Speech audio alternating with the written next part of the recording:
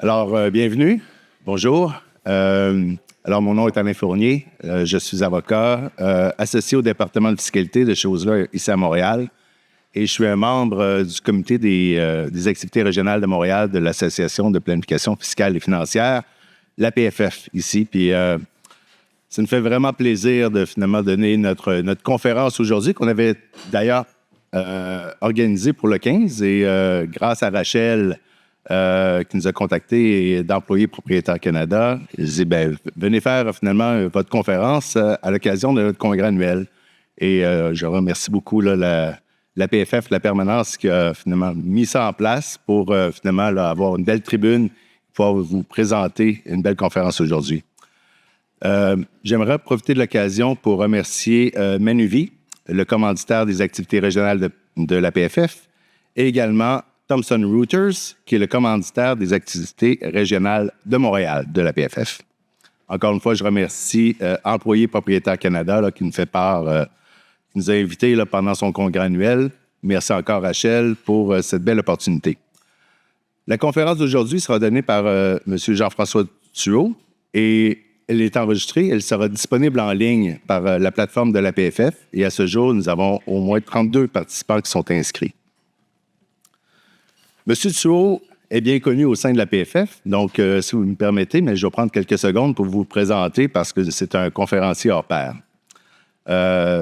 Jean-François possède plus de 25 ans d'expérience en fiscalité. Il est associé chez PwC dans le secteur de fiscalité. Il agit comme conseiller auprès de ses clients œuvrant dans des domaines très variés. Jean-François possède une expertise approfondie en matière de services fiscaux, dont la planification successorale, la stratégie et la politique d'entreprise lors de l'achat et de la vente et le regroupement d'entreprises. Il agit régulièrement comme conseiller dans le cadre de négociations avec les autorités fiscales. Il est également un auteur de plusieurs articles traitant de réorganisation corporative et est un conférencier recherché. D'ailleurs, au sein de notre comité, c'est un de notre conférenciers chouchou. On l'invite année après année. Il est également chargé de cours dans différents établissements d'enseignement supérieur. Donc, Jean-François, je t'invite à prendre la tribune maintenant. Merci.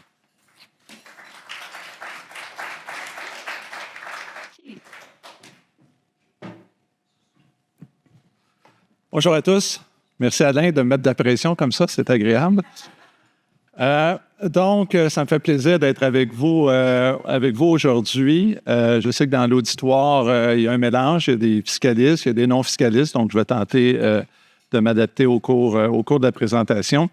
Donc, essentiellement, on va couvrir, on va parler de fiducie collective des employés, puis à la fin, il y a quelques petits sujets là, qui se rapportent à l'acquisition d'une entreprise par les employés qui ne sont pas nécessairement reliés à une fiducie collective aux employés. Donc notre plan, 2 sujets, comme je mentionnais, les fiducies collectives et ensuite différents éléments fiscaux.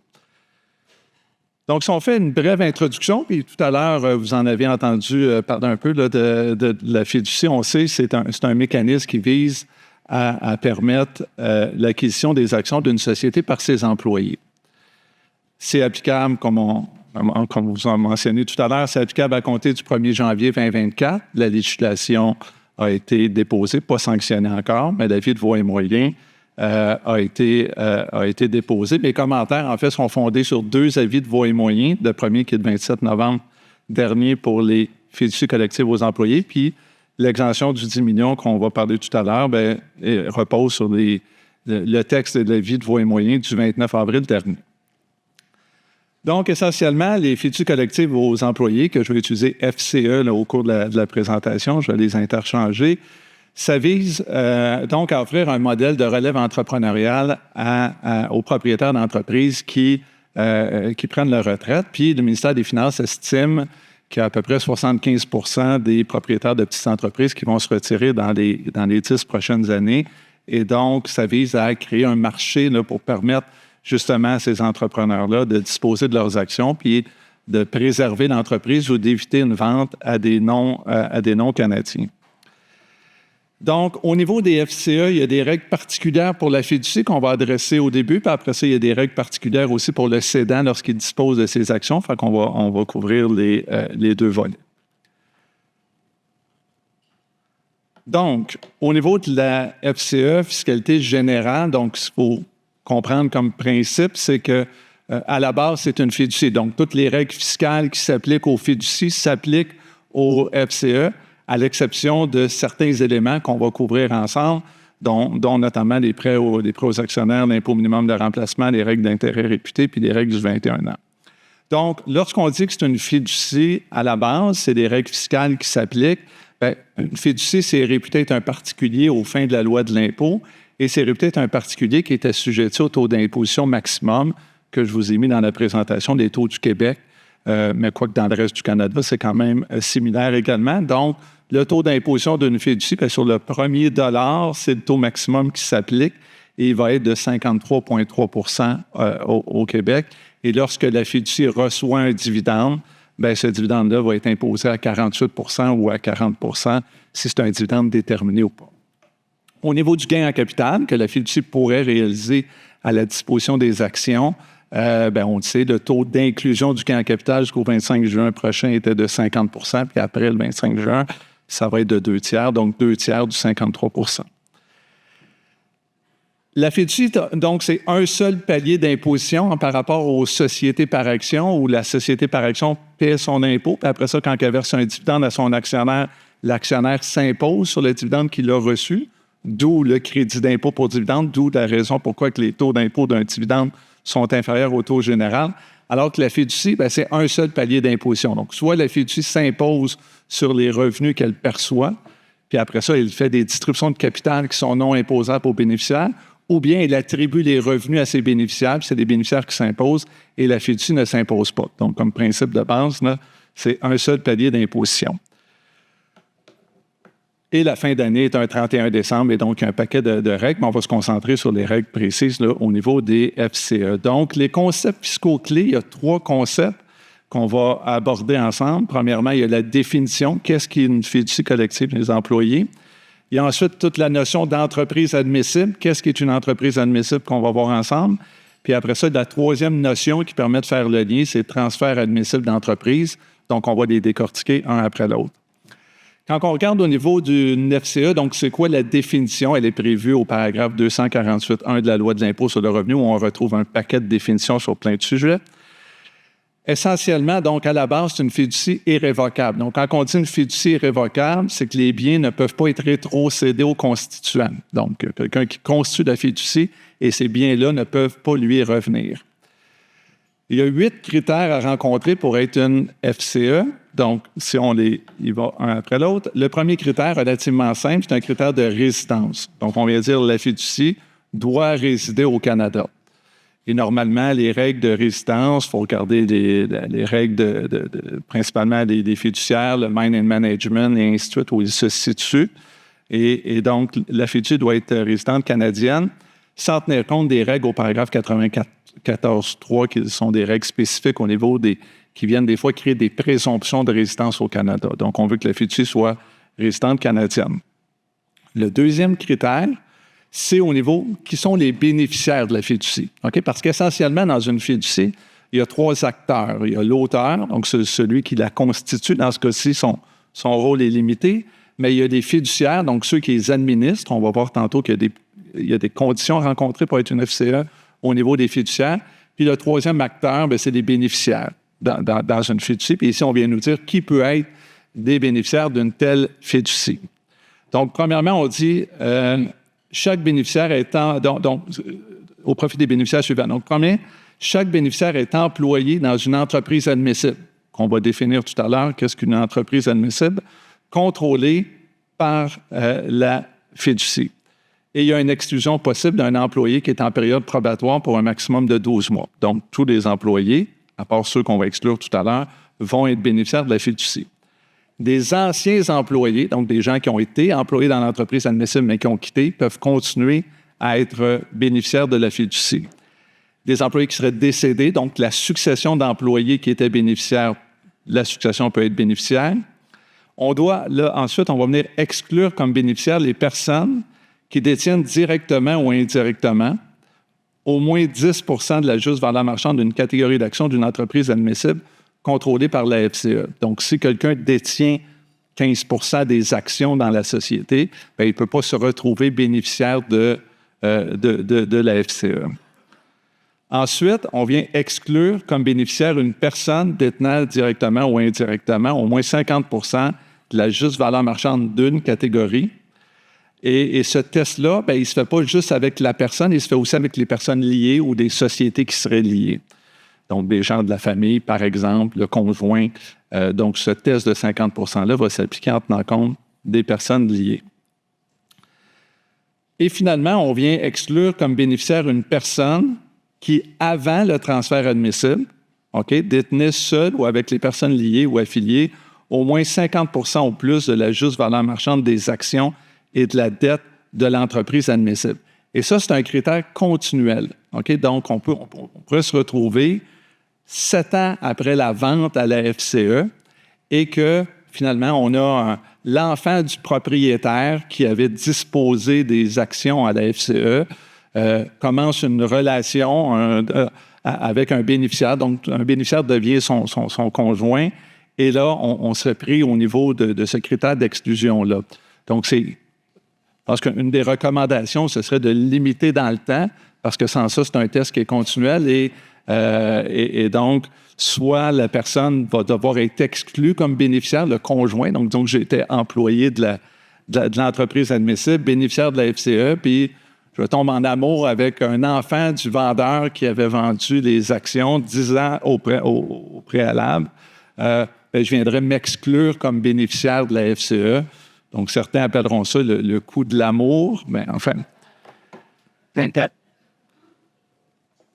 Le troisième critère, donc, au niveau des règles de distribution, on vient dire, donc, les règles, comment les revenus de la fiducie doivent être distribués. Et on peut avoir des règles différentes pour le revenu et pour le capital de la fiducie. Donc, c'est intéressant. La distribution des revenus ou du capital de la fiducie doit se faire en fonction d'une combinaison des critères suivants. Donc, il y a 3 critères potentiels qu'on doit utiliser dans la recette, mais on peut choisir une pondération différente ou un calcul différent. Donc, les critères sont premièrement le total des heures travaillées. Le deuxième critère, c'est la rémunération de l'employé avec un plafond qui est limité à 2 fois le taux, le palier d'imposition supérieur prévu au niveau de la loi de l'impôt sur le revenu, qui en 2023 était 250 000. Donc, supposons que j'ai un employé qui a une rémunération de 700 000. Bien, dans la formule, on va tenir compte uniquement de 500 000. Donc, on vient créer on met un plafond et qui doit être proraté en fonction du nombre de jours si l'employé n'a pas travaillé toute l'année. Et le troisième critère, c'est la période de service à l'emploi de l'entreprise admissible, et ça peut comprendre la période avant l'acquisition par la fiducie. Donc, la formule qui va être élaborée doit être sur ces 3 critères-là. Comme je mentionnais tout à l'heure, on peut avoir une formule différente pour le revenu versus pour le capital, et on peut avoir une formule différente pour les employés versus les anciens employés. Donc, essentiellement, dans l'acte de fiducie, notre mode de distribution potentiel, on peut avoir 4 formules. Donc, une formule pour les employés en ce qui concerne le revenu, une formule pour les employés en ce qui concerne le capital, une formule pour les anciens employés en ce qui concerne le revenu, puis une formule en fonction des anciens employés en ce qui concerne la distribution de capital. Donc, si on fait un petit exemple, disons qu'on a une entreprise qui a été démarrée en 2021. En 2024, la fiducie acquiert la totalité des actions de la société. Puis, en 2029, la fiducie reçoit un dividende de 2 millions qui provient de la société en question. La formule prévue pour la distribution, c'est une pondération, ce qui était prévu dans cette FCE précise-là. C'est une pondération entre l'ancienneté depuis 2021, donc depuis le début de l'entreprise, et le revenu d'emploi des 5 dernières années du bénéficiaire, donc 2024 à 2028. Alors, prends l'exemple que Justin a travaillé pendant 9 ans et a gagné 300 000 au cours de la période. Donc, on prend un bénéficiaire, Justin, il a travaillé pendant 9 ans, il a gagné 300 000 au cours de la période. Puis après ça, il faut regarder l'ensemble des bénéficiaires de la fiducie, puis regarder chacun des bénéficiaires, combien d'années qu'ils cumulent. Disons qu'on en a pour 5 000 années de service. Puis le total de la rémunération des employés bénéficiaires, on en a pour 120 millions. Donc, quand on regarde Justin, ça va être quoi le droit aux dividendes qu'il va avoir? Bien, on va dire il y a 9 ans sur 5 000 ans, et le prorata, ça vaut 50 % Puis il a gagné 300 000 durant la période sur 120 millions de salaires qui a été versé, fois 50 % Donc, il a le droit à 0,215 % du dividende. Il y a eu un dividende de 2 millions, donc il a le droit à 4 300. Les commentaires par rapport à ça, c'est sûr qu'on peut se retrouver dans une situation où la rémunération est confidentielle. Donc, pour s'assurer de respecter la formule qui est prévue dans l'acte, on peut s'attendre à ce qu'il y ait une certification indépendante. Okay? Donc, une firme de comptable qui va regarder les données et qui va établir le montant qui revient à chacun des bénéficiaires dans le but de préserver la confidentialité de la rémunération des différents bénéficiaires de la fiducie. Puis rassurer les bénéficiaires que la quote-part qu'ils reçoivent est correcte.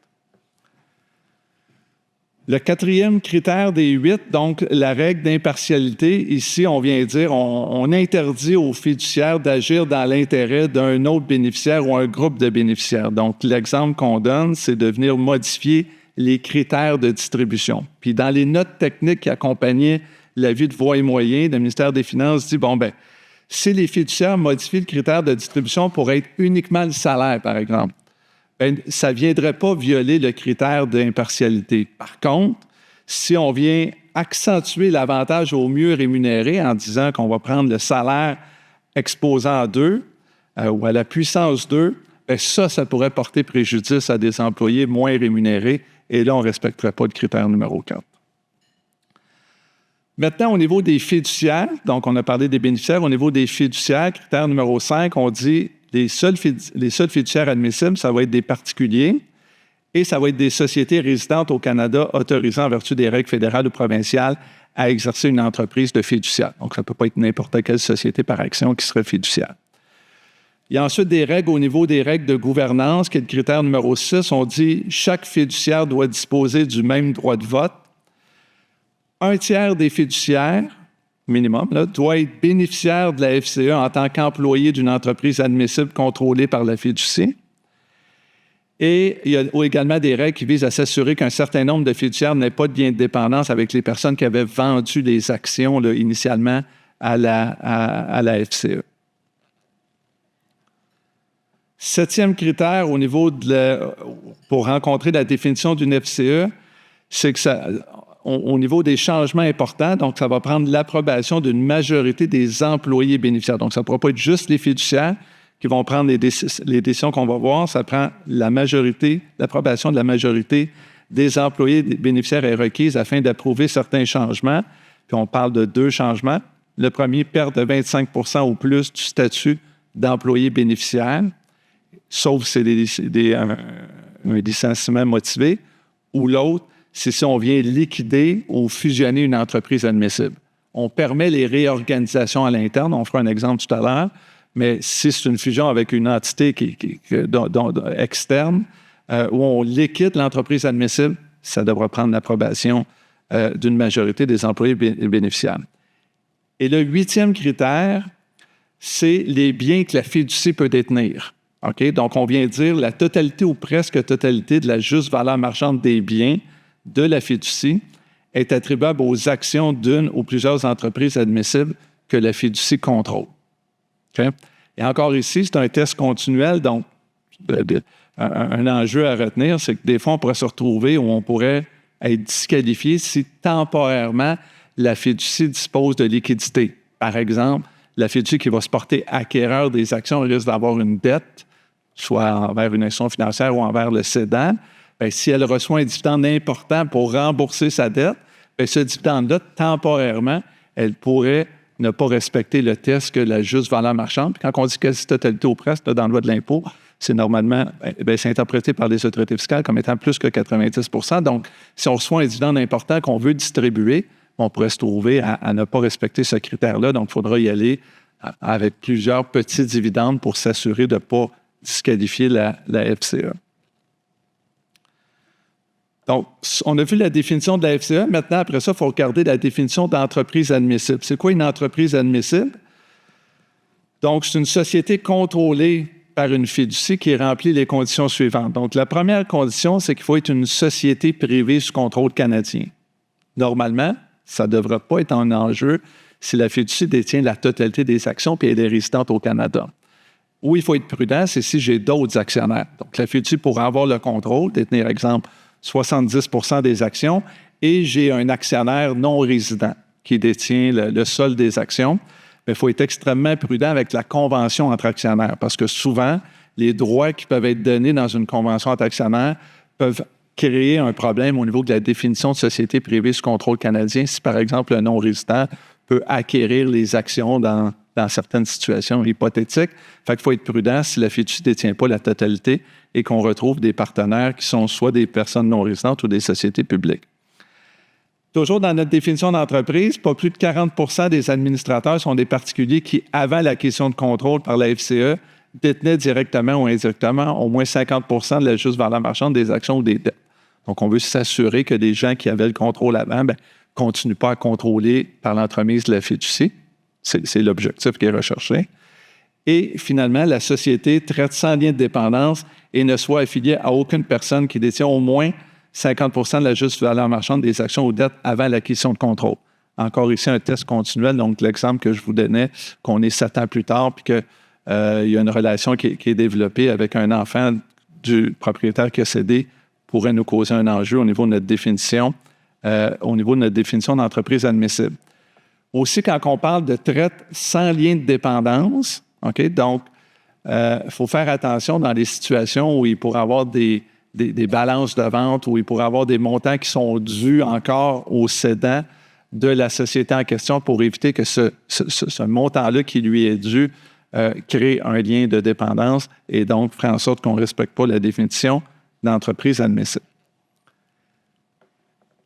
La dernière définition, donc on a vu FCE, c'est quoi? On a vu c'est quoi une entreprise admissible. Maintenant, un transfert admissible d'entreprise qui est également défini dans la loi. Cette définition-là vise à garantir que c'est les seuls véritables transferts d'entreprise. On veut éviter que les gens utilisent les dispositions des FCE pour tirer davantage qu'ils n'auraient pas autrement. Donc, on veut s'assurer là, qu'on est dans un vrai transfert d'entreprise. Puis, c'est important de rencontrer la définition de transfert admissible d'entreprise parce qu'on va voir qu'il y a certains avantages fiscaux qui reposent sur ce concept-là.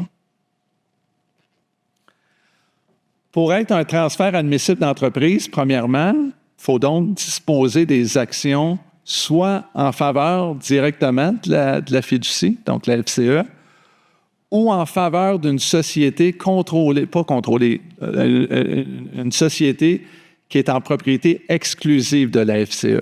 OK? Donc, et ça, c'est une ouverture intéressante. Fait que soit que le cédant va vendre directement à la FCE, ou bien il va vendre à une société qui est détenue à 100 % par la FCE. Et c'est probablement le modèle qu'on va voir plus souvent. Pourquoi? Premièrement, la fiducie doit un jour rembourser l'emprunt ou doit accumuler des sommes pour rembourser le vendeur. Et si on est dans le modèle de gauche, donc si la fiducie détient directement la Vanco, bien, on va devoir verser des dividendes à la fiducie qui va devoir s'imposer à 40-48 % et après ça, verser au cédant ou rembourser l'institution financière. Alors que si on a le modèle de droite de la société GESCO, bien, et donc, Vanco réalise des profits, va verser un dividende à GESCO qui va être une société, donc ça va être un dividende sans impôt, et GESCO va pouvoir rembourser notre cédant ou l'institution financière, donc on va être en mesure de rembourser notre dette avec des dollars avant impôt personnel. Donc, probablement, le modèle qui va être utilisé ici. Aussi, un élément qu'on doit garder à l'esprit, c'est au niveau de la déductibilité des intérêts. OK? Donc, si la fiducie emprunte pour acheter les actions, donc les intérêts sur son emprunt sont déductibles. Dans le modèle où on utiliserait GESCO pour acheter les actions de notre cédant, les actions de Vanco, donc c'est GESCO qui emprunterait. Donc, GESCO a le droit de déduire les intérêts à l'encontre de ses revenus, mais GESCO n'aura pas de revenus imposables. Donc, on va se retrouver dans une situation où on va avoir une entité qui va avoir une dépense d'intérêt, mais qui n'aura pas de revenus, parce que les dividendes reçus de Vanco, ce ne sont pas... C'est un revenu, mais la société a le droit à une déduction. Donc, dans le but de maximiser l'économie fiscale qui se rapporte à la dépense d'intérêt, bien, soit qu'on va venir regrouper GESCO avec Vanco, OK? Donc, qu'on voit souvent dans des structures là, d'acquisition sans des FCE. Donc, on crée une société pour avoir la dette, puis après ça, une fois les actions achetées, on les regroupe en deux. Donc, la dette se retrouve dans Vanco, donc les intérêts vont être déductibles à l'encontre du revenu d'entreprise généré par l'entreprise de Vanco. Ou bien, on va essayer de transférer la dette en Vanco. Donc, par exemple, Vanco va aller chercher une dette, va verser un dividende à GESCO, puis GESCO va venir rembourser son emprunt à l'institution financière ou d'autres stratégies. Donc, c'est juste de garder à l'esprit que c'est important parce que, de s'assurer que, des intérêts sont déductibles, puis que, deux, on a suffisamment de revenus pour appliquer notre dépense d'intérêt. Une fois ça dit, donc, la fiducie ou une nouvelle société qui acquiert des actions, qu'est-ce qu'un transfert admissible d'entreprise? Donc, on a 3 conditions à rencontrer. Première condition, il faut que immédiatement avant la disposition, la totalité ou presque de la juste valeur marchande des actifs de la société est attribuable à des actifs qui sont utilisés dans une entreprise exploitée activement par la société ou une filiale en propriété exclusive. On comprend l'objectif qui est recherché. On veut que ce soit on veut que les actifs de la société qui est vendue, plus de 90 % de ces actifs-là soient dans une entreprise exploitée activement. OK? Qui est une définition similaire à celle qui se retrouve au niveau de la déduction pour gain en capital qui existe depuis des années pour ceux qui pratiquent en fiscalité depuis. Donc, mais la définition n'est pas identique. Okay? Donc, il faut être prudent. Il n'y a pas d'exigence que l'entreprise soit exploitée au Canada. Fait que ça c'est intéressant parce que des fois, si c'est une société qui a des activités à l'étranger ou autre, on pourrait être disqualifié au niveau du critère, alors qu'on n'a pas cette exigence-là au niveau des FCE par rapport à la déduction pour gain en capital là, sur les actions admissibles de petites entreprises. Mais il semble avoir un petit enjeu au niveau des actions qui seraient détenues dans une filiale. Donc, on a vu que la façon que la définition est structurée, on parle que les actifs de la société sont utilisés par la société ou par une société qu'elle contrôle, mais on ne vient pas parler des actions d'une société qu'on pourrait contrôler. Fait qu'il semble avoir un petit enjeu là qui pourrait être corrigé dans le futur. La deuxième condition, au moment de la disposition, le vendeur doit traiter sans lien de dépendance avec la FCE et l'acheteur.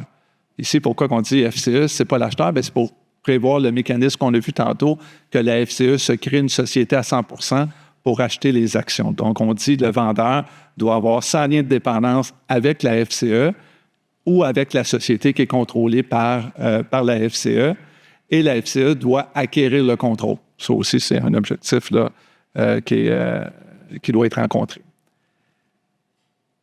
Par la suite, donc, en tout temps après la disposition, le contribuable doit traiter sans lien de dépendance avec la FCE, la société vendue et l'acheteur, si on a créé une société de gestion qui est l'acheteur. De plus, le vendeur ne doit pas avoir un contrôle de fait sur la FCE, la société vendue et l'acheteur. Donc, ça vise à s'assurer que la personne qui a cédé, elle ne continue pas à contrôler indirectement une des entités impliquées. Afin de bénéficier des avantages fiscaux, on veut s'assurer que la FCE a fait preuve de diligence raisonnable, qu'elle a obtenu des conseils juridiques, fiscaux, financiers indépendants.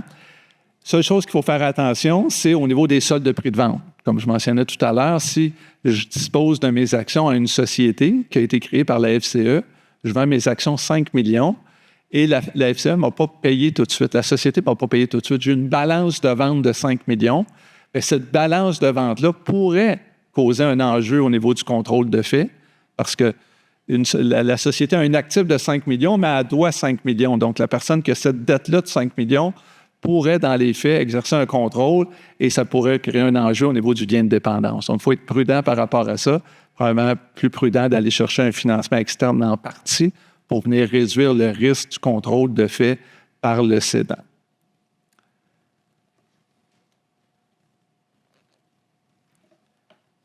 Au niveau du test, on a dit tout à l'heure qu'il faut que 90% au plus des actifs de la société soient utilisés dans une entreprise exploitée activement, qui est un critère, comme on mentionnait tout à l'heure, qui est un peu similaire à la déduction pour gain en capital, là, qui va être 1 250 000 à compter du 25 juin lorsqu'on vend des actions d'une société qui se qualifie. Ça veut donc dire que probablement avant la vente, si dans la société, j'ai des actifs contaminants, donc beaucoup d'encaisses et ainsi de suite, on va devoir purifier la société. Okay? Donc, afin de la rendre admissible à cette condition-là. Et là, pour la purifier, il y a plusieurs techniques qui sont un peu les mêmes techniques là, pour les praticiens qu'on utilise lorsqu'on veut qualifier une société à la déduction pour gain en capital. Le test étant fondé uniquement sur les actifs de la société, ça veut donc dire que si j'ai des placements, par exemple, ou beaucoup d'encaisses, je peux me servir de ça pour payer des dettes. Donc, venir réduire mes actifs qui sont contaminants. Si je n'ai pas de dette, je peux verser des dividendes à mon actionnaire pour encore là sortir les actifs qui sont contaminants. Venir réduire le capital versé des actions. Je pourrais racheter certaines actions avant la vente. Je pourrais payer un boni à l'actionnaire ou à des employés dans le but de réduire l'encaisse. Je pourrais optimiser mes actifs si j'ai plusieurs sociétés ou bien tout simplement vendre les biens qui sont contaminants, qui ne sont pas utilisés dans l'entreprise, puis avec le prix de vente, distribuer ça à mon actionnaire avant de disposer. On a parlé de l'enjeu du groupe de sociétés à plusieurs paliers qui pourraient être adressés dans le futur par le ministère des Finances. Il n'y a pas de limite de temps à la condition 3, donc la notion de contrôle, il faut être prudent par rapport à ça. Donc, c'est un test continuel. Puis ici, ce qu'on vient vous dire, c'est qu'au fin de la loi de l'impôt sur le revenu, une personne qui est bénéficiaire d'une fiducie ou qui a un lien de dépendance avec un bénéficiaire, est réputée avoir un lien de dépendance avec la fiducie. Fait qu'il faut être prudent avec tous les bénéficiaires qu'on a dans notre fiducie. Fait qu'il n'y en a pas un là, qui se retrouve à avoir un lien de dépendance avec la personne qui a cédé la société.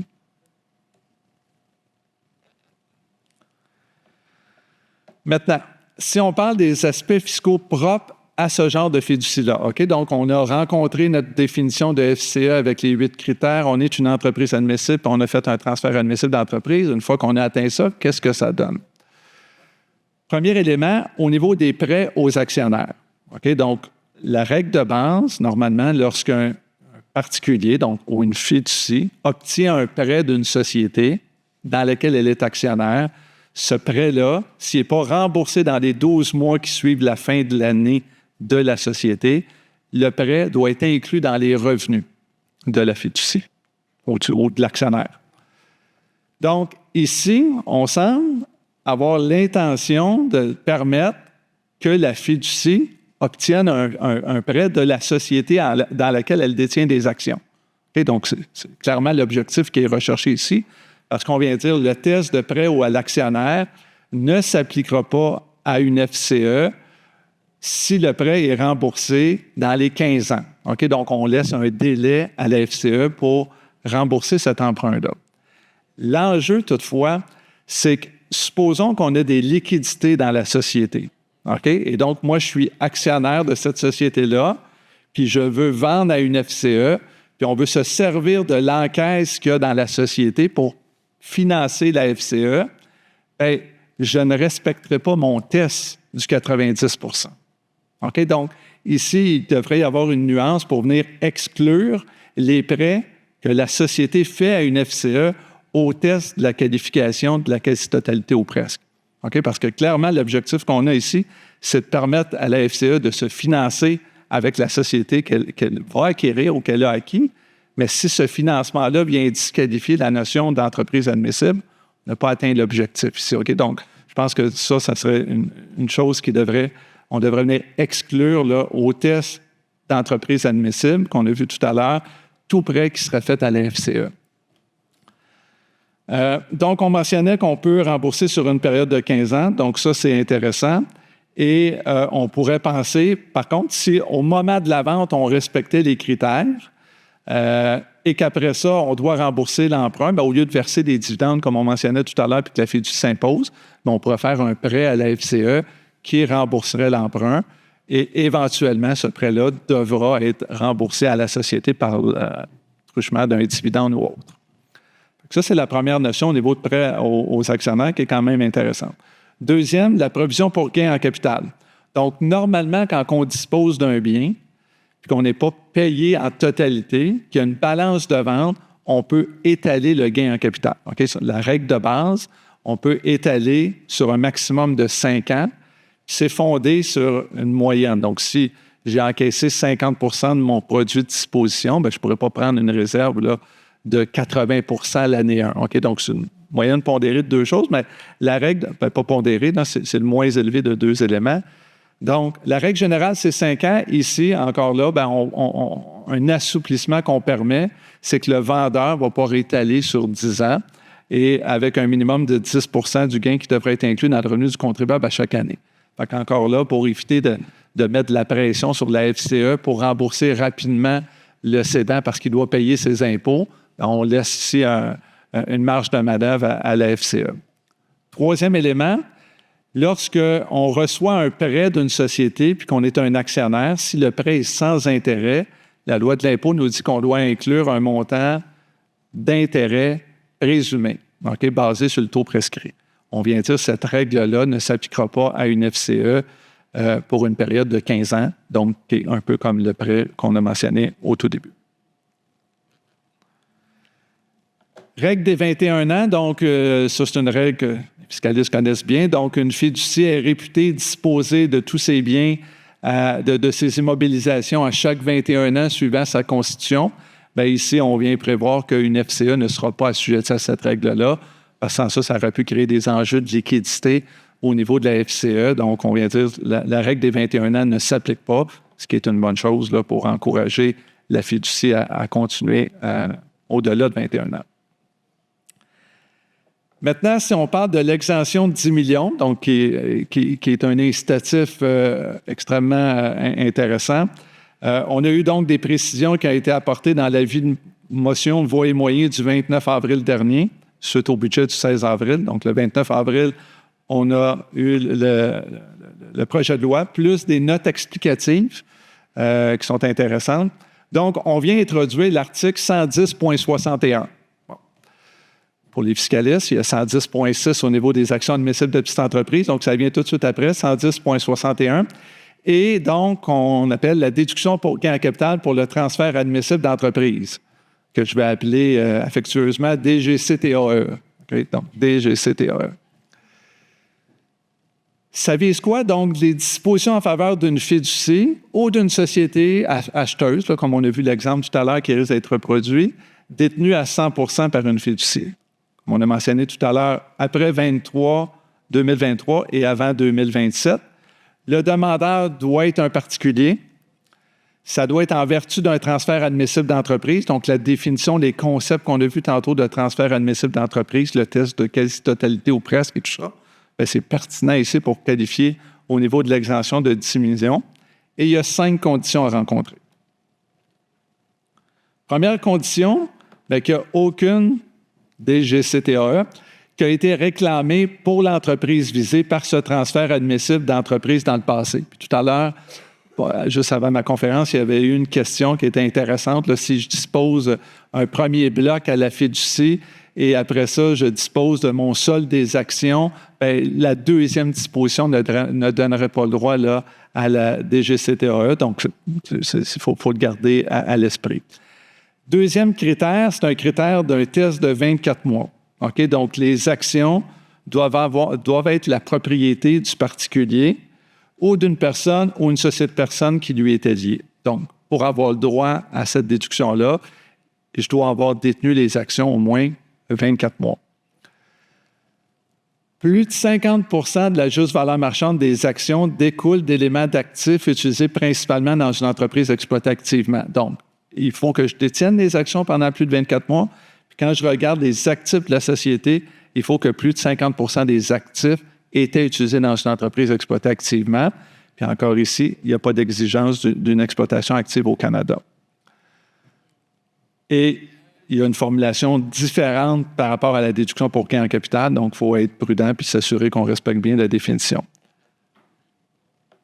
immédiatement avant la disposition, la société vendue et chaque société affiliée dans laquelle la société possède des actions n'est pas une société professionnelle. Okay? Donc, on vient exclure de cette déduction-là les sociétés professionnelles. Pour votre information, c'est quoi une société professionnelle? C'est une société qui exerce la profession d'avocat, chiropraticien, comptable, dentiste, médecin ou vétérinaire. Donc, ce genre d'entreprise-là ne se qualifie pas à cette déduction-là. La fiducie ne contrôle pas une société dont les employés sont bénéficiaires. Donc, ça doit être une FCE qui ne s'est pas portée acquéreur là, d'une entreprise admissible dans le passé. Puis la raison qui est donnée par le ministère des Finances, c'est que ça vise à améliorer la neutralité entre une FCE qui serait établie et des compétiteurs non FCE au moment de l'acquisition d'une nouvelle entreprise. Deuxième chose, on dit que ça atténue l'avantage d'une FCE établie par rapport à une nouvelle FCE au profit des travailleurs d'une entreprise ciblée. Donc, on veut permettre à une entreprise ciblée à ces travailleurs-là de pouvoir mettre en place une FCE puis d'avoir un certain avantage, alors qu'une FCE qui aurait déjà les moyens puis ainsi de suite pourrait se porter acquéreur puis brimer ces employés-là de pouvoir se porter acquéreur d'entreprise. La condition 4, au moment de la disposition, le particulier doit être âgé de 18 ans.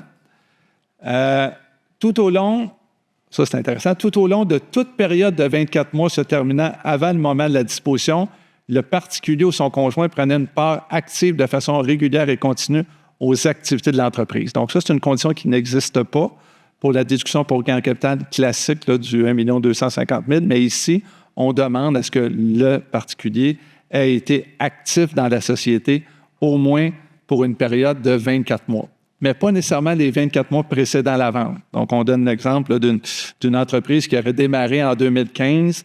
L'actionnaire était très impliqué jusqu'en 2021, puis après ça, il a mis une équipe de direction en place, puis il s'est retiré des opérations, puis il vend ses actions à une FCE en 2024. Il respecterait cette condition-là, parce que ce n'est pas 24 mois immédiatement avant la vente, c'est toute période de 24 mois. Puis au moins 75 % des bénéficiaires de la fiducie résident au Canada, qui est dans ma condition 4. Ma condition 5, ça prend un choix conjoint. Okay? Donc, c'est un choix conjoint, la fiducie, la société acheteuse, le particulier ou tout particulier qui dispose de ses actions. S'il y a deux vendeurs, bien, dans le choix qu'on va faire ici, les deux vendeurs vont signer ce choix-là. Il va y avoir un formulaire prescrit, puis on va venir répartir le 10 millions. Okay? Donc, si c'est une société qui vaut 15 millions, par exemple, qui est vendue, bien, le 10 millions va être réparti entre les deux actionnaires. Il n'y a pas de formule qui est prévue, donc ça prend une entente. Et pour produire ce choix-là, bien, ça va être la date d'échéance de production de la fiducie, qui est normalement, bien, pas normalement, qui est 90 jours après la fin de l'année de la fiducie. Donc, ça doit être fait à la fin mars. Avant la fin mars, on doit produire ce choix conjoint-là et il y a une responsabilité solidaire. Au niveau de la déduction pour gain en capital pour un transfert admissible d'entreprise, un élément qui serait bon de préciser dans le futur, soit par l'Agence du revenu du Canada ou par le ministère des Finances, c'est que lorsqu'on dispose des actions d'une société à un acheteur, puis qu'il y a une partie de ce prix de vente-là qui est payé à même des actifs qui étaient dans la société vendue. OK? On a souvent un enjeu du paragraphe 84.2, qui est au lieu de faire un gain en capital, on se retrouve à faire un dividende lors de la vente. Okay? Puis souvent, dans un contexte là, de transaction qui n'est pas nécessairement relié à une FCE, bien, on s'assure que ce qui va payer le vendeur, mais ce n'est pas des actifs qui étaient dans la société vendue, mais c'est un financement externe ou c'est des bénéfices futurs et ainsi de suite. Alors qu'ici, si on semble vouloir encourager qu'on prenne des actifs de la société pour faire des prêts à la fiducie, il faudrait venir préciser que ce paragraphe-là, 84.2, ne s'applique pas dans le cadre d'un transfert admissible d'entreprise parce qu'on ne viendrait pas atteindre l'objectif là, de réaliser un gain en capital puis d'avoir droit à cette exemption-là. Fait que ça prendra des précisions dans le futur, soit de l'ARC ou du ministère des Finances. Jumelé à cette exemption-là de 10 millions, il y a ce qu'on appelle un fait donnant lieu à une exclusion, qui est le paragraphe 110.61, parenthèse 3. Et ça vise 2 situations. OK? Donc, ces situations-là, si elles se produisent, il y a des conséquences fiscales qui ne sont pas heureuses. Première situation, si la fiducie cesse d'être une FCE. On a vu les conditions tout à l'heure, les critères, puis ainsi de suite. Si on cesse d'être une FCE, c'est un fait donnant lieu à une exclusion, puis on verra c'est quoi les conséquences tout à l'heure. Ça, c'est ma première condition, la première situation. La deuxième situation, si moins de 50 de la juste valeur marchande des actions de l'entreprise admissible au début de son année d'imposition est attribuable à des éléments d'actifs utilisés principalement dans une entreprise exploitée activement à ce moment et au début de l'année d'imposition précédente de l'entreprise admissible. OK. Je sais qu'à 1h20, c'est difficile. Fait que on va faire un exemple qui vient des notes techniques. Donc, ce qui est recherché ici, c'est qu'il faut que 50 ou plus des actifs de l'entreprise admissible soient utilisés dans une entreprise exploitée activement. OK? Donc, c'est ça l'objectif. Puis, on donne une période pour s'adapter si jamais il y a un enjeu. C'est pour ça qu'on fait référence à l'année d'imposition précédente. Fait que si on regarde, prenons l'exemple que la fiducie, la FCE, s'est portée acquéreur de la société OCO. Puis, dans la compagnie OCO, sa fin d'année d'imposition, c'est un 31 décembre. Puis, elle a 2 installations, OK, dans lesquelles elle exploite son entreprise. Installation 1, installation 2. Puis, l'installation 2, les actifs qui se retrouvent dans cette usine-là, disons, valent 60 de la juste valeur marchande de tous les actifs de OCO. Si, en décembre 2027, OCO décide de cesser son entreprise par rapport à Installation 2, puis elle loue ça à un tiers. OK? Donc, elle loue ça à une personne non liée, non affiliée. Elle loue cette usine-là ou cette installation-là pour une période de 3 ans. Donc, qu'est-ce qui va arriver? Bien, le 1er janvier 2029, je vais avoir un fait donnant lieu à une exclusion. Pourquoi? Parce que j'ai loué en décembre 2027. Donc, j'arrive le 1er janvier 2028, je ne rencontre pas ma condition du 50 %, mais on me laisse 12 mois pour me réadapter. J'arrive le 1er janvier 2029, et c'est encore loué. Bien là, c'est un fait donnant lieu à une exclusion. OK? Donc, ça, c'est intéressant, au moins que ce ne soit pas un test à un moment unique. Donc, on laisse une période là pour s'adapter. Qu'est-ce qui arrive si on est un fait donnant lieu à une exclusion? Si c'est survenu dans les 24 mois suivant le moment de la disposition, la DGCTAE, non admissible. OK? Donc, le vendeur n'a pas le droit à sa déduction de 10 millions. Il va devoir modifier sa déclaration de revenus pour venir retirer l'exemption qu'il a réclamée.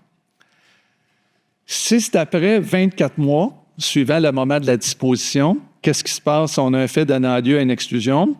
Bien là, la fiducie est réputée avoir réalisé un gain en capital égal à la somme convenue dans le choix conjoint. OK? Donc, l'exemple qu'on donne ici, disons que la FCE a acheté des actions d'une société dans le cadre d'un transfert admissible d'entreprise.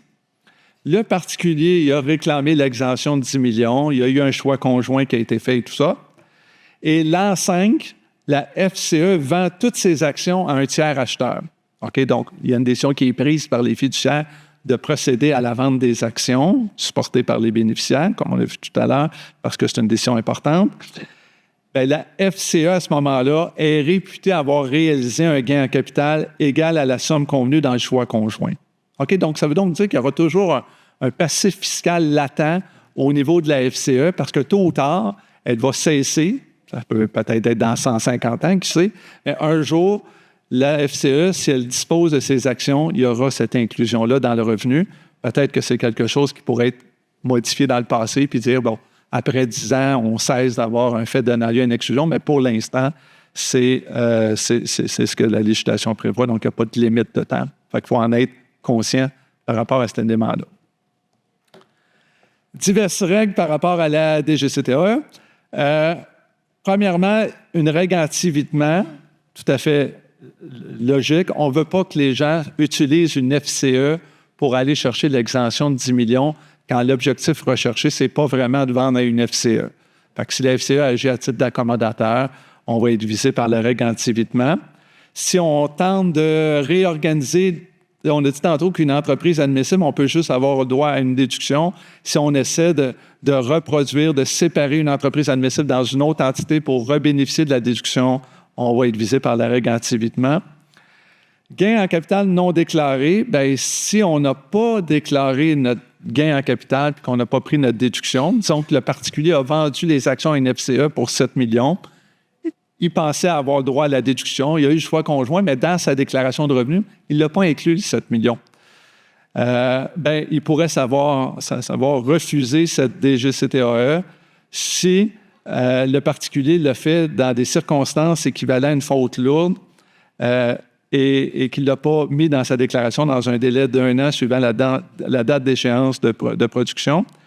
Et si le ministre établit les faits qui justifient le rejet de la DGCTAE, on a le même concept au niveau de la déduction pour gain en capital qui existe dans la loi là, pour les actions admissibles de petites entreprises. C'est la même terminologie qui a été utilisée. Donc, il faut être prudent. Si on veut avoir le droit, on le déclare dans notre déclaration puis on prend la déduction. Il y a une règle anti-évitement si on tente de convertir du gain en capital imposable de société en gain en capital admissible à cette DGCTAE-là, qui est similaire au paragraphe 110.67 qui existait pour les actions admissibles de petites entreprises. Donc, si on a fait une réorganisation papillon, les fiscalistes vont savoir de ce que je parle. Ou si on utilise des règles de roulement dans une société ou société de personnes, on n'aura pas droit à réclamer la déduction pour gain en capital. L'autre élément est plus important de comprendre le concept, c'est si dans ma société vendue, OK, donc là, on est au niveau du vendeur, je vends mes actions puis je vais avoir droit à ma déduction.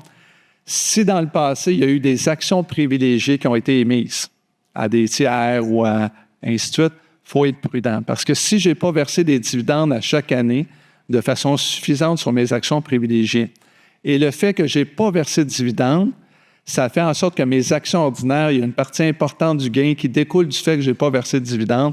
Mes actions ne se qualifient pas à cette déduction-là. On a la même condition au niveau de la déduction pour gain en capital, mais ça, c'est souvent oublié par les praticiens d'aller voir un historique dans le passé. Est-ce que j'ai déjà eu des actions privilégiées? Et s'il y en a déjà eu, est-ce qu'il y a eu des dividendes suffisants sur ces actions-là? Parce que si on répond non à ça, bien, tout le gain n'est pas admissible à la déduction de 10 millions ou à la déduction de 1 250 000. Et des fois, on peut faire des réorganisations juste avant la vente pour venir qualifier une partie des actions, à tout le moins, à cette déduction-là. Ça, c'est de le garder à l'esprit, de s'assurer d'aller voir s'il y a eu des actions privilégiées. Puis, il y a la notion d'action prescrite là, qui existe aussi au niveau de la déduction pour gain en capital. On instaure un paquet de règles techniques par rapport à la DGCTAE qui ressemble, là, il y a une coquille dans la diapositive, c'est 110.614 et non 110.64. Bref, pour ceux qui vont s'amuser à aller voir la loi de l'impôt, c'est des règles similaires à 110.614. On crée des présomptions. Un exemple rapide, on a dit tantôt, il faut que l'individu soit propriétaire des actions au moins 24 mois avant la vente. Mais si c'était une personne liée qui était propriétaire, qui a vendu, puis qu'après ça, il dispose de la fiducie, il va être correct au niveau du test de 24 mois. Donc, on crée des présomptions comme celle-là pour assouplir cette règle-là. Puis, on vient aussi prévoir que c'est premier entrée, premier sorti. Donc, si j'ai acquis des actions de la société à différents moments et j'en vends à la fiducie, à la FCE, je suis réputé avoir vendu mes actions dans l'ordre auquel je les ai acquis. Donc, ça peut m'aider à qualifier pour le test de 24 mois, et il y a d'autres règles comme ceux-là. Là. Bref, donc, au niveau de la conclusion pour la FCE, puis après ça, on va parler d'éléments rapides pour les employés qui n'acquièrent pas via une FCE. Donc, premièrement, on constate, c'est une initiative intéressante du ministère des Finances. L'instauration de l'exemption de 10 millions va certainement encourager les cédants à explorer cette alternative-là. OK? Donc, en 2023, quand ça a été introduit au tout début, on disait, bon, peut-être qu'il va y avoir moins d'appétit par rapport à ce véhicule-là, mais lors de l'énoncé économique où on est venu préciser qu'il y aurait une exemption de 10 millions, bien, c'est sûr que ça va encourager les cédants, c'est quand même important comme montant, à regarder ce véhicule-là puis à tenter de l'utiliser. On espère qu'il y a certaines conditions qui vont être modifiées afin de faire en sorte qu'on rencontre vraiment l'objectif là, de ces FCE-là, puis qu'on puisse les voir se multiplier dans le paysage canadien. Au niveau des différents sujets fiscaux se rapportant à la détention des actions par des employés, donc j'ai, je pense, 2 diapositives, fait que on approche de la fin. Premièrement, le budget fédéral 2024, on est venu élargir là, la déduction qu'on a parlé du gain capital pour transfert admissible d'entreprise. On l'élargit aux coopératives de travailleurs. Les détails sont à venir, donc on n'a pas le détail de la mesure, mais c'est quelque chose à garder à l'esprit. Et donc, il y aura le même concept de réserve sur 10 ans puis des prêts de 15 ans qu'on a vu tout à l'heure. Maintenant, si on parle des acquisitions par certains employés, donc la FCE, ça vise, lorsque tous les employés, à part certains là, qui sont exclus, se portent acquéreurs, mais il y a des situations des fois qui ne se prêtent pas à l'utilisation d'une FCE quand on veut que ce soit uniquement certains employés qui se portent acquéreurs de la société. Bien, quand on est confronté à ça, les réflexes qu'on doit, au niveau fiscal, garder à l'esprit, c'est de dire, bon, bien, est-ce qu'on fait une acquisition directe? Donc, moi, je suis employé, est-ce que j'achète directement les actions ou j'utilise une société de gestion pour acheter les actions? Puis on a vu les avantages tout à l'heure de la société qui permet là, de rembourser avec des dollars à main impôt personnel, puis qui permet aussi là, de structurer pour rendre mes intérêts déductibles au niveau de mes opérations. Si l'employé, dans le passé, avait eu des actions dans le cadre d'un régime d'option d'achat d'actions et qu'il y a un avantage imposable là, qui est reporté dans le temps, mais il faut être prudent s'il se porte acquéreur du restant des actions, de ne pas transférer ces actions-là à une société puis de matérialiser l'avantage imposable. Donc ça, c'est des choses à garder à l'esprit. Quand on est dans des situations de relève à la fois familiale et non familiale, donc on en voit quand même plusieurs transferts d'entreprises où il y a un enfant qui est impliqué, puis il y a 3 employés, puis ils se mettent ensemble pour acheter l'entreprise. Bien, des fois, la façon qu'on va structurer la transaction, on va atteindre un résultat différent. Puis l'exemple que je donnais ici, c'est la situation où on a le père qui détient, disons, 100% des actions de la compagnie OPCO. Et on veut disposer de ces actions-là. L'objectif, c'est que l'enfant a 50%, puis l'employé non lié a 50%. Fait que soit chacun des actionnaires, le fils se crée une nouvelle société, puis l'employé non lié se crée une nouvelle société, puis on vend les actions à cette nouvelle société-là. Mais si on structure ça de cette façon-là, bien, il y a une disposition dans la loi là, qu'on n'a pas parlé, là, qui est l'article 84.1, bien, s'appliquerait, à moins de rencontrer les conditions là, des allégements qui ont été déposés, mais s'appliquerait à la vente à Newco et non à la vente à l'employé co, alors que si on met les deux dans la même société, bien là, l'article 84.1 ne s'applique pas. Donc, on a le même résultat à la fin. L'employé a 50%, puis l'enfant employé a 50%, mais toute la transaction n'est pas visée par l'article 84.1 dans une structure comme celle-là. Puis encore là, si on regarde une transaction où l'entrepreneur veut vendre 70% à son enfant, puis 30% à l'employé ou à un groupe d'employés non liés, bien, si on structure la transaction comme la première hypothèse, fils qui a 70%, puis l'employé non lié se crée un holdco, bien, dans une situation comme celle-là, 84.1 s'appliquerait sur le 70%. Si on les met les deux ensemble, bien là, 84.1 s'applique sur 100%. Et si on regroupe, comme c'est présenté sur la diapositive, bien, il y a 60% là, qui ne seraient pas visés par l'article 84.1. Donc, simplement pour parler de cet élément-là, 84.1 reste à l'esprit. Puis, lorsqu'on n'est pas dans une FCE, bien, c'est une préoccupation qu'on doit garder. Donc, j'arrive à la fin. J'aimerais vous remercier beaucoup de votre attention. C'était un plaisir. Puis, s'il y a des questions, je peux les prendre.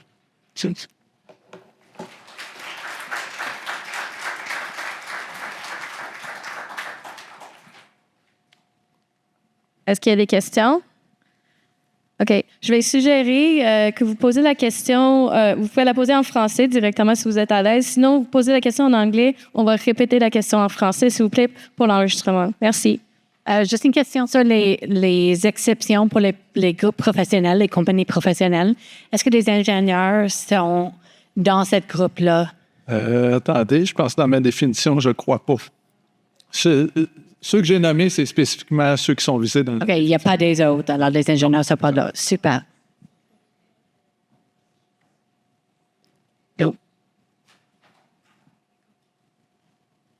Je peux porter ma voix. Non, mais pour l'enregistrement, OK.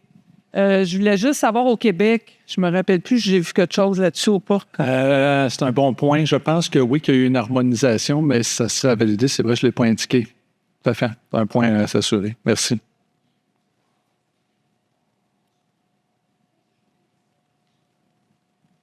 D'un point de vue plus pratique, la fiducie collective d'employés, elle, comment vous voyez ça pratiquement, que les employés vont réussir à organiser ça puis à gérer ça vraiment dans le day-to-day une fois que la transaction est faite?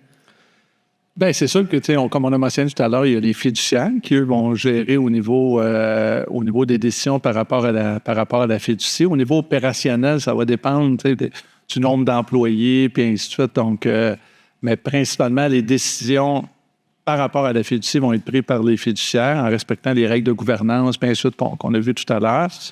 Puis ensuite, bien, le modèle, c'est la fiducie qui contrôle. Donc, à la fin de la journée, c'est des fiduciaires qui ont le contrôle de cette société-là. Non? Ici, le point qui est mentionné, effectivement, ça va prendre une surveillance du conseiller fiscal pour s'assurer qu'on respecte les conditions, dont le test de 50 % qu'on a vu tout à l'heure, tout à fait. Bon. Ouais. Merci. merci beaucoup. Au nom de... Merci. Maybe I'll follow Alain.